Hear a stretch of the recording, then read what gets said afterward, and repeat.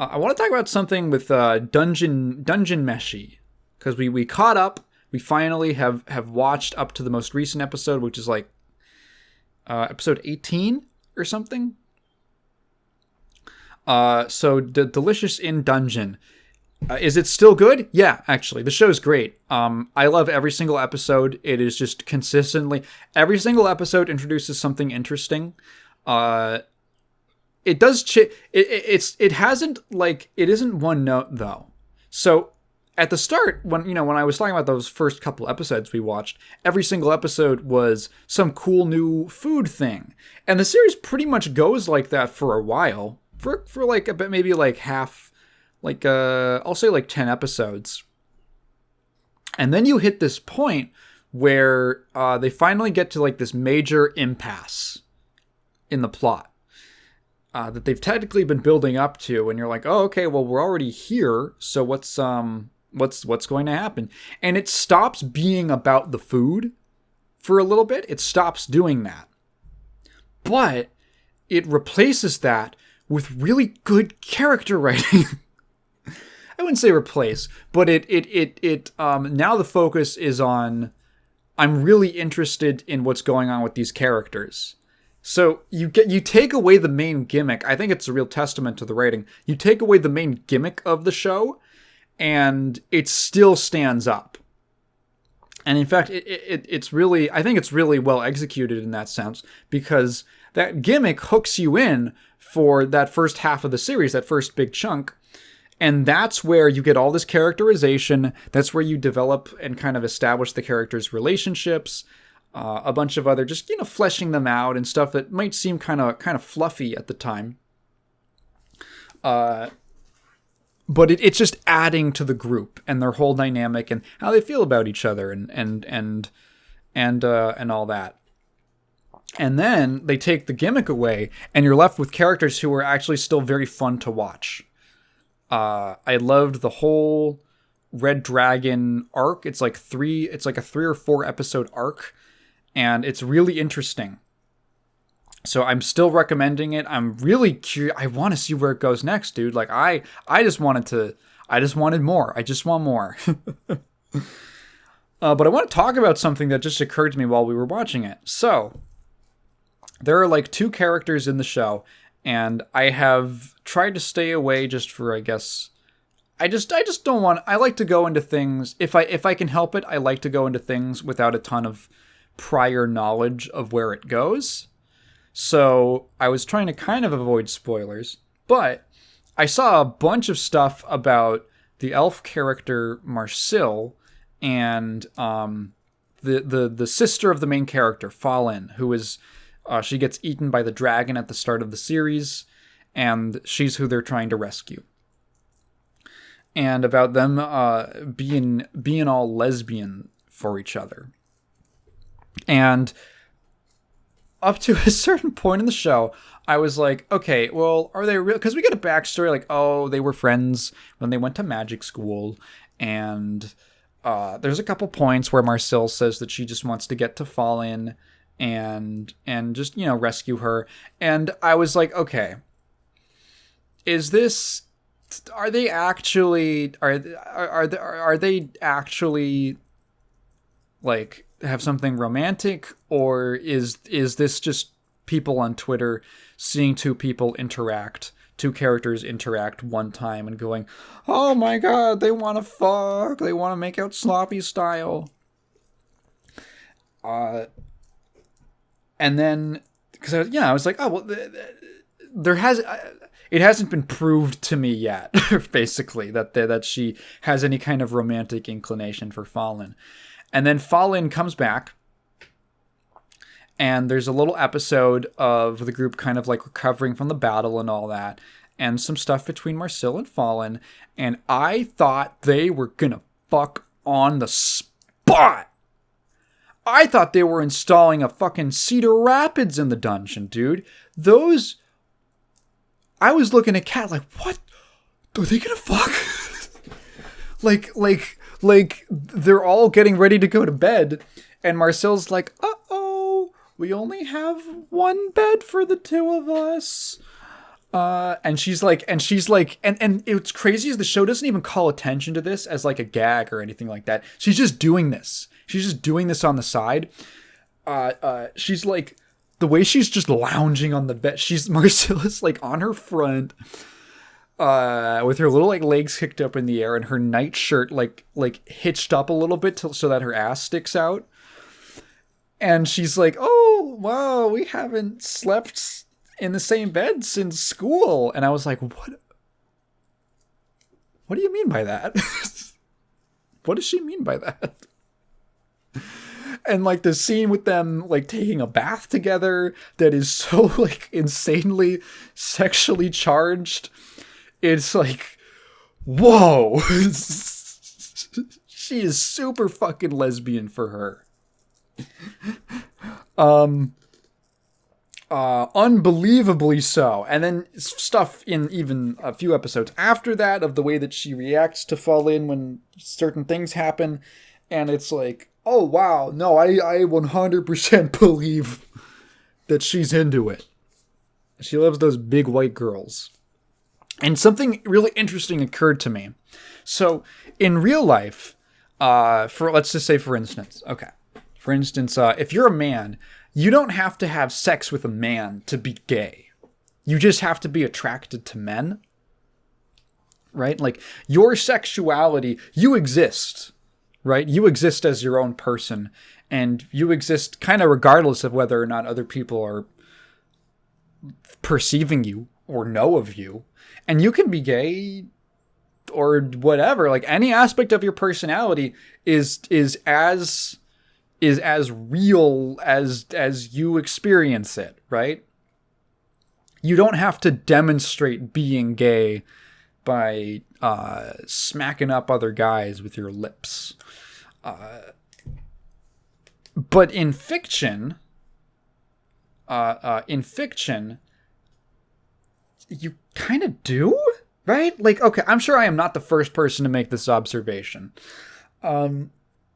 But there's like this interesting thing where, of course, fictional characters aren't real and they only exist in our heads. So if a character if it's never stated what their sexuality is, excuse me, and they never, they don't perform it, it's kind of just like a Schrodinger's cat, right?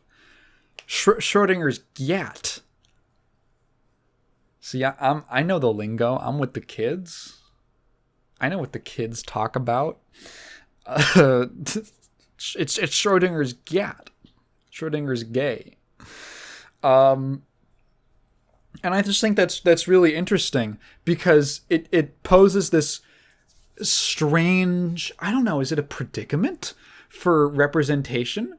Because you can look at a character, right? So, you know, if there's an actor, for instance, or some public person, I'll just say an actor, who's gay, you don't have to see them dating a man for them to be gay representation. You don't have to see them constantly fawning over men for them to still be gay. They're just a gay actor.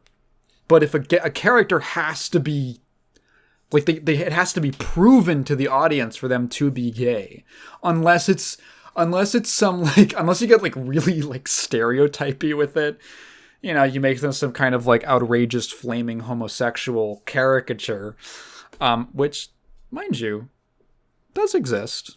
There are people like that. I went to that fucking Macy's LGBT thing for my girlfriend. There are people like that.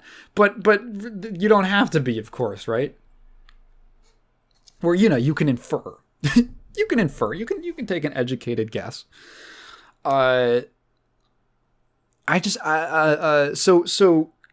gayness or whatever in fiction kind of has to be performative in order for it to like count, I think, for most people. Like, okay, I remember making that video on LGBT games, and I read that interview with, I forget his name, but it was one of the writers on Dragon Age, the Dragon Age series, which has a very well-liked gay character whose plot revolves around him being gay, him being homosexual, and his father like basically trying conversion, like shock conversion therapy, like fantasy shock conversion therapy via like magic stuff that's super dangerous.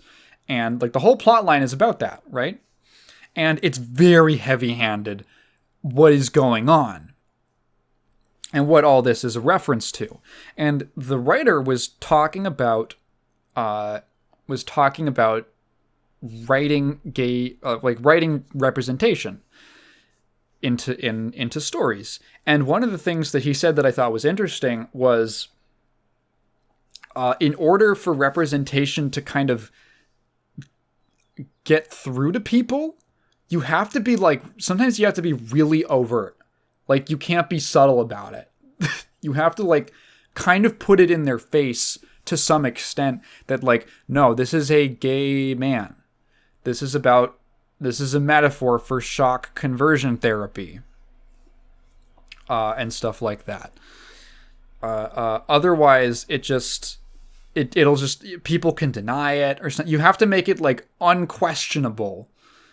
And that was something that on one hand, he, as a writer, I think he expressed some I don't know if frustration is the right word, but as a writer, like, you don't want to just hit your audience over the head with a message all the time. It would probably be nice if he could write it in a more subtle way. But just because of the real world, he felt compelled like not to. Or he felt like he had to write it in a much more upfront manner.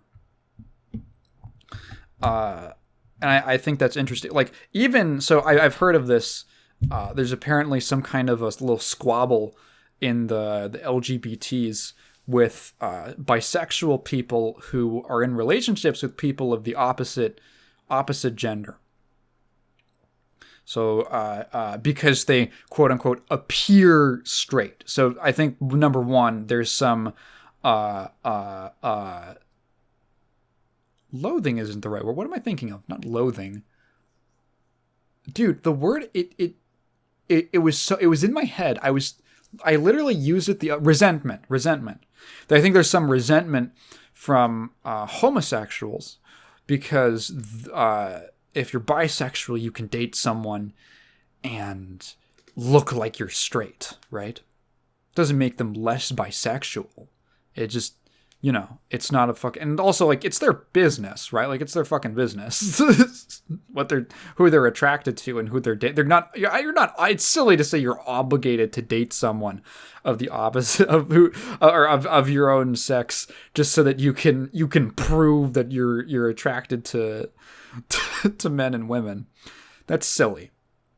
But there's like that thing, right? There's that like, you have to prove it so that we know. I don't know. I'm sure there's been a lot of discussion amongst gay people or LGBT people in general about representation and like how you have to make it. How blatant does it have to be? I think the fact that you have to prove it to the audience is interesting, because on one hand, it kind of falls in line with everything else in writing. Like, if a character is greedy, I have to prove to the audience that they're greedy. I have to make them act that way. That's what's kind of interesting about fiction. Except for certain. I'm thinking about this. So if you wrote a book, like we're talking about like stuff on screen right now, and with stuff on screen, you typically don't have something like internal narration or an omnipotent third person narrator who can tell you what that character is thinking at any time if the author chooses to. You usually don't see that in shows or movies or games or stuff. But in a medium like books, you can just have a character. Like, okay, here's a thought experiment. If a character never, in a book, they mention that they are attracted to someone of the same sex, right? But they never act on it. They never express it publicly or to anyone else. They just think it. is that like, is that an action? Is that proving it to the? I guess it would have to. That's another cool thing. I mean, I think this is partly interesting because, like the way in which something is like performative, like some character trait is performative, changes depending on the medium, right? Like in a book, you can have a character just think about something, or you can do something like they see someone and their internal monologue, their internal narration, like you could do it in even a subtle way where an internal narration might focus on certain attractive qualities of men and maybe not women or something like that. If your perspective character is like a gay man, then like you could pick up on stuff like that. Hey, you know what's funny? Let's throw in even another wrench into here. I remember someone. What was it? There's a. Oh God, I forget what the context was. It was either someone transcribed the entirety of The Great Gatsby. It was like either into English again for some library or into a different language or something like that. And the entire book was exactly the same except for one single line that they added in. They added in one line where the main character leans in out of nowhere and kisses Gatsby on the mouth. It's like the only change that they snuck in there. And I think that's really funny. And it's like, how does that change the book? I think that stuff like that is really interesting. I don't know. I didn't terribly develop this line of thought out. I'm just throwing a bunch of ideas. And if you are LGBT in some way, and because again, I'm sure that there's been plenty of discussion on topics like this, feel free to just tell me about your thoughts on that, because I am genuinely very curious. Like any interesting examples of like mandatory performative gayness, sexuality, right? Or anything like that I've mentioned, because I think it's an interesting topic. I'm sure there's plenty of stuff that I could read to tell me more about it, but I would rather just look at my YouTube comments. So, yeah, Dungeon Meshi's still really good. I would totally. There's a couple episodes left in the season. I am genuinely really, really excited for the rest of it. Marcel makes funny faces.